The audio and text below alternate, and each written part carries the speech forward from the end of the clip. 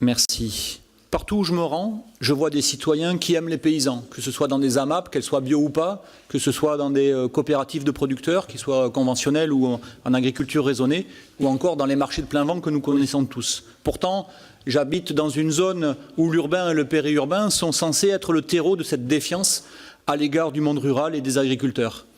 Agribashing, dites-vous, pour avoir l'air de ne pas être responsable de la politique agricole de notre pays. Mais l'agribashing, c'est votre budget. Il n'y a pas dans votre budget l'esquisse d'une politique agricole lisible, pas de contrat social clair avec nos agriculteurs. Qu'est-ce que vous attendez d'eux? Produire sainement ou exporter des matières premières bas de gamme vers la Chine? Vivre dignement, courir derrière les prêts bancaires?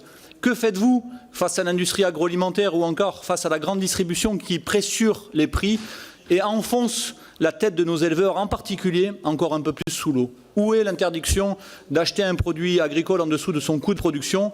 Quel résultat de la loi agriculture-alimentation votée l'année dernière? Aucun. Je l'avais annoncé. Pourquoi soutenez-vous encore le CETA qui aura comme conséquence le dumping environnemental, social et commercial? Quand allez-vous protéger notre agriculteur et permettre au contraire que les exigences sanitaires et environnementales en fassent la plus saine et la plus valorisée du continent? Je ne vois rien dans votre budget qui soit à la hauteur de ce défi. Enfin, et sans doute le plus signifiant, où sont les lignes budgétaires pour permettre le désendettement des exploitations? Beaucoup voudraient changer leur façon de travailler, redonner du sens et de la fierté à leur métier, et surtout un revenu pour leur famille. Ils ne le peuvent pas, esclaves des crédits. Ces crédits insoutenables qui sont la cause de tant de suicides d'agriculteurs et pas un plan pour sortir les banquiers de nos champs. Ce mot agribashing est en fait un écran de fumée. Il est le mot de ceux qui voudraient nous faire oublier leur propre turpitude.